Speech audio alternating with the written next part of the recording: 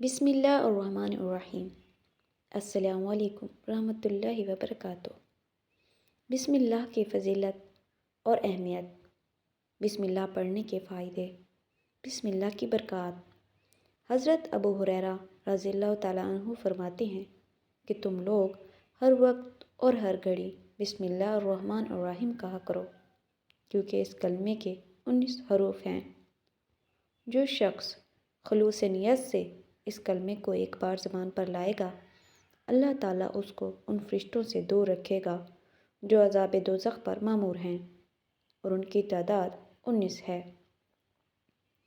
جو شخص اپنی تمام عمر میں 7 بار بسم اللہ الرحمن الرحیم کہے گا، اللہ تعالیٰ اس کو دوزخ کے 7 طبقوں سے محفوظ رکھے گا، اور قیامت کے دن تمام مخلوقات کے سامنے امت محمد صلی اللہ علیہ وآلہ وسلم کے 70 گناہگاروں کی شفاعت کر کے ان کو بہشت میں داخل کرے گا۔ ہم بسم اللہ سے ہی قرآن کی سورتوں کی ابتدا کرتے ہیں اور قرآن کو پڑھنا شروع کرتے ہیں، اور اسی کے ساتھ ساتھ دنیا کے تقریباً کم و بیش تمام کاموں کو بسم اللہ کے ساتھ شروع کرتے ہیں۔ حضرت سلیمان علیہ السلام نے جب سبا کی رانی کو خط لکھا تو اس کے اندر بسم اللہ الرحمن الرحیم سے انہوں نے شروعات کی۔ قرآن کے اندر جو ہے بسم اللہ ایک آیت کی شکل میں بھی ہے، اور اکثر سورتوں کے ابتدا میں بسم اللہ پڑھا جاتا ہے۔ بسم اللہ ویسے سورۃ الفاتحہ کا ایک حصہ بھی ہے۔ بسم اللہ کے متعلق سے یاد رکھیے کہ اتنے فضائل ہیں کہ قرآن کی بعض آیتوں کے فضائل میں سے آدھے فضائل تو اسی کے ہم دیکھ سکتے ہیں۔ چونکہ قرآن کی ہر آیت کی فضیلت اور ہر جملہ یا لفظ کی فضیلت تو نہیں ملتی ہے، لیکن جو ملتی ہے ان میں سے بسم اللہ کی بہت زیادہ فضیلت ملتی ہے۔ نبی اکرم صلی اللہ علیہ وسلم نے بسم اللہ کے تعلق سے بیان کیا، شیطان ابن آدم کی شرمگاہ نہیں دیکھ سکتا۔ آئیے حدیث کے الفاظ سنیے۔ جامع ترمذی کی روایت ہے، بسم اللہ کہنے سے شیطان ابن آدم کی شرمگاہ نہیں دیکھ سکتا۔ حدیث کے الفاظ اس طرح سے ہیں۔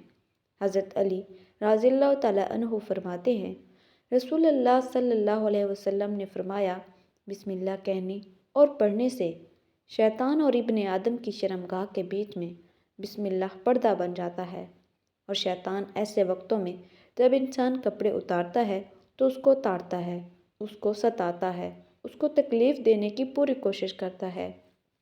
اس لیے حدیث میں آتا ہے کہ جب بیت الخلاء جاؤ تو دعا پڑھ کر جاؤ۔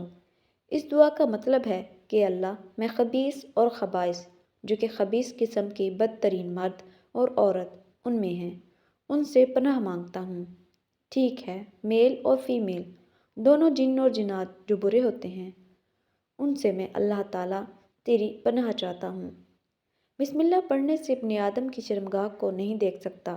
ٹھیک ہے، بسم اللہ پڑھنے سے انسان شیطان کے حملے سے محفوظ ہو جاتا ہے۔ رات کو سونے سے قبل دروازہ بند کرنے سے پہلے بسم اللہ پڑھا جائے تو شیطان اس دروازے کو کھول نہیں سکتا۔ آئیے حدیث کے الفاظ سنیے۔ جابر رضی اللہ تعالیٰ عنہ فرماتے ہیں اور کہتے ہیں، رسول اللہ صلی اللہ علیہ وسلم نے فرمایا، رات سونے سے قبل بسم اللہ پڑھ کر دروازہ بند کیا کرو، کیونکہ بسم اللہ پڑھ کر بند کیے گئے دروازے شیطان کھول نہیں سکتا۔ رات کو سونے سے پہلے بسم اللہ پڑھ کر دروازے بند کیا کرو۔ جن دروازوں پر بسم اللہ پڑھ کے بند کیے جاتے ہیں، اس پر شیطان اس کو کھول نہیں سکتا۔ ایک روایت میں ہے کہ شیطان چور کی مدد نہیں کر سکتا، مطلب جب بسم اللہ پڑھ کے دروازہ بند نہیں ہوتا تو شیطان کیا کرتا ہے؟ چور کی مدد کرتا ہے اور دروازہ کھولنے میں، اور جب بسم اللہ پڑھ کر بند کیا جاتا ہے تو شیطان چور کی مدد نہیں کر سکتا، یہ وہ خود دروازہ نہیں کھول سکتا۔ اس طرح بسم اللہ کے متعلق سے جو فضیلتیں آتی ہیں، اس میں ایک فضیلت یہ ہے کہ جو کام بسم اللہ پڑھ کر کیے جائیں وہ شیطان، جنات کے شر اور فتنوں سے محفوظ رہتے ہیں۔ اسی طرح سونے سے پہلے، گھر کے دروازے بند کرنے سے پہلے، روشنی بجھانے سے پہلے، برتن ڈھانپنے سے پہلے بسم اللہ پڑھنا چاہیے۔ دروازہ بند کرنا ہے، لائٹ روشنی بجھانا، دیا بند کرنا ہے، سب سے پہلے کیا پڑھنا ہے؟ بسم اللہ میں۔ اگر عام زبان میں آپ سے کہوں تو بسم اللہ ایک ایسی ماسٹر کی ہے، جب کوئی دعا یاد نہ ہو تو اللہ کے نام سے لگا دیں، کافی ہے، اللہ کے نام سے لگا دیں۔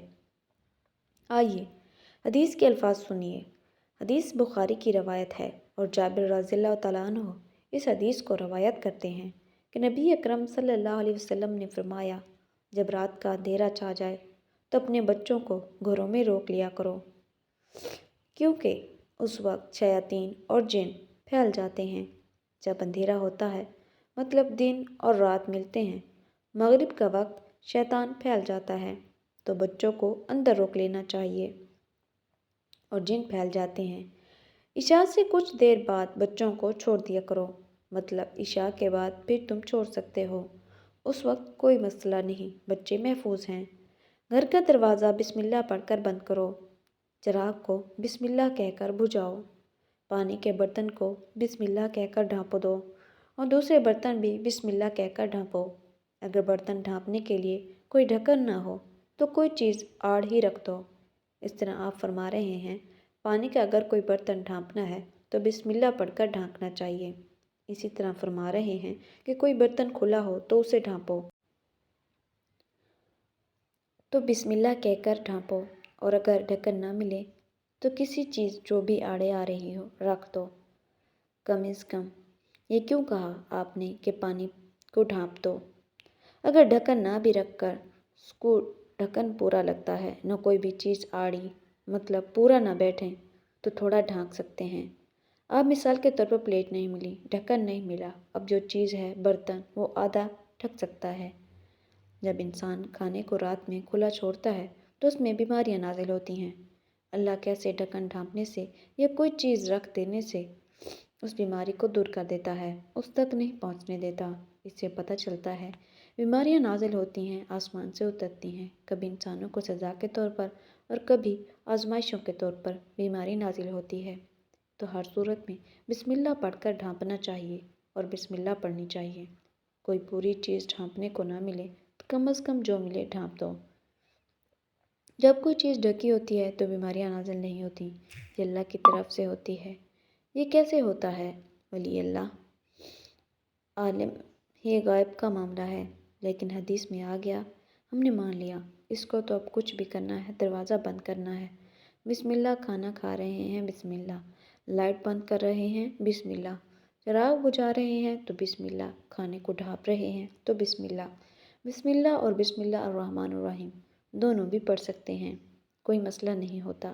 یاد رکھیں، بسم اللہ کہہ بھی سکتے ہیں، بسم اللہ الرحمن الرحیم بھی پڑھ سکتے ہیں۔ علماء کے دونوں اقوال ہیں، چونکہ اکثر بسم اللہ آتا ہے تو کچھ نے کہا صرف بسم اللہ پڑھنا ہے اور کچھ نے کہا بسم اللہ آتا ہے مطلب بسم اللہ الرحمن الرحیم پورا پڑھنا ہے۔ جیسے قل هو اللہ احد پڑھ لیا کرو، مطلب لم یلد ولم یولد ولم یکن لہ کفوا احد تک پوری صورت مراد ہے۔ ابن ماجہ کی روایت ہے، آپ صلی اللہ علیہ وسلم فرماتے ہیں کہ جس کھانے کو بسم اللہ الرحمن الرحیم پڑھ کر کھایا جائے تو اس میں برکت پڑ جاتی ہے، مطلب کھاتے وقت انسان بسم اللہ الرحمن الرحیم پڑھ کر کھائے تو اس کھانے میں اللہ تعالیٰ برکت دے دیتا ہے۔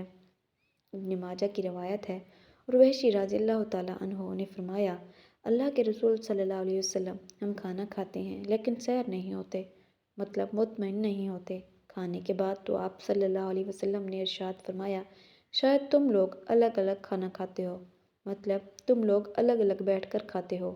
تو کہا ایسا ہی ہوتا ہے؟ تو انہوں نے عرض کیا، ہاں یا رسول اللہ صلی اللہ علیہ وسلم، ہم الگ الگ کھاتے ہیں۔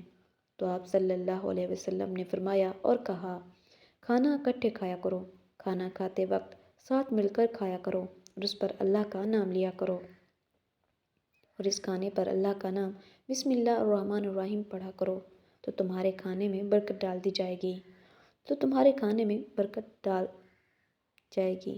اور ہم جب کھائیں گے تو سیر ہو کر مطلب مطمئن ہو کر کھائیں گے۔ کھانے کے بعد ورنہ بہت سارے لوگ ہم دیکھتے ہیں کبھی کھانے سے مطمئن نہیں ہوتے، اس لیے کہ ہمیشہ بھوکے رہتے ہیں، اس لیے کہ وہ نہ تو ساتھ کھاتے ہیں، بلکہ آج کل کا سسٹم تو یہ الگ الگ کھاؤ، اس لیے کہ پتہ نہیں اس کی کتنی بیماریاں مجھے لگ سکتی ہیں۔ کچھ بیماریاں ہیں جو لگ سکتی ہیں لیکن وہ بھی اللہ کے حکم سے ہی لگیں گی۔ ہر بیماری کے متعلق سے سائنس نہیں کہتی لگ جاتی ہے۔ ہاں کچھ ہے جو لگ جاتی ہیں، لیکن وہ بھی ہمارا عقیدہ ہے۔ اللہ جس کو دینا چاہتا ہے دیتا ہے۔ احتیاطی تدابیر اپنی جگہ ضروری ہیں۔ ویڈیو اچھی لگی ہو تو چینل کو سبسکرائب کر دیں، لائک کر دیں، شیئر کر دیں۔ اللہ حافظ۔